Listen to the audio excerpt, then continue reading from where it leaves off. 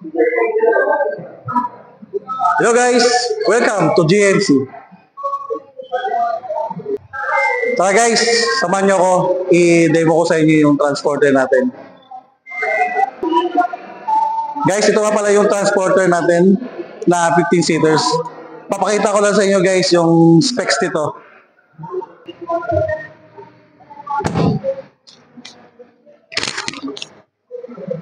Guys, ito yung driver side natin, no? Papakita ko sa inyo. Naka-power window na siya guys. Then central locking na rin siya. Naka-power steering na rin yung unit natin guys. Adjustable din. So, kahit medyo katanggaran yung magdadrive guys, napakaluwag ng legroom natin. So, kita nyo naman guys, sa height ko na 5'8", napakaluwag. Same time, yung height din natin.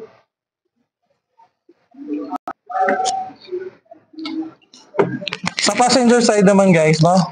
So pag umakyat siyempre yung pasahero, meron siyang handle dito.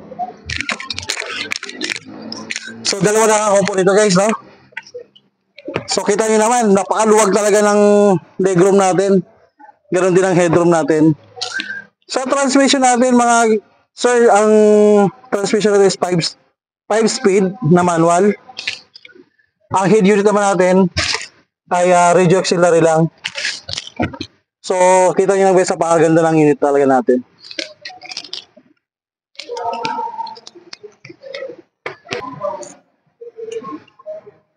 So guys, ito naman yung pinaka-passenger natin sa likuran body. So, sliding door siya.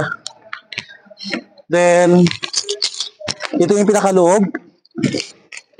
So sa loob guys, ang makakaupo dito ay 12 dito sa pinakaloob natin. So lahat ng upuan natin ay nare-recline din.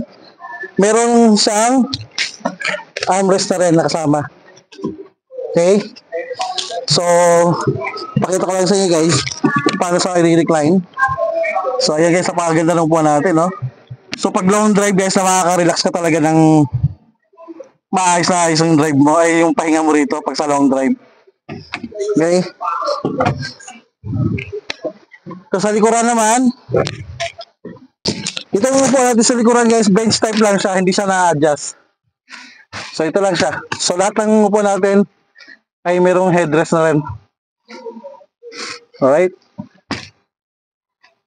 So lahat ng yung pinaka-aircon naman, yung ventilation na aircon natin, meron siyang 8 na ventilation. So, ayan guys, napakaluwag ng unit natin. So, sa mga interesado na, dito, 18,000 down payment pag financing. Tapos, pag cash naman sa kabang PO, meron sang 200,000 na discount. Okay guys, may number ako na makikita nyo dyan sa video natin. Pwede nyo akong tawagan. Pwede nyo rin akong i-message sa Facebook account ko. So guys, papakita ko lang sa inyo yung pinaka-engine ng mismong unit natin.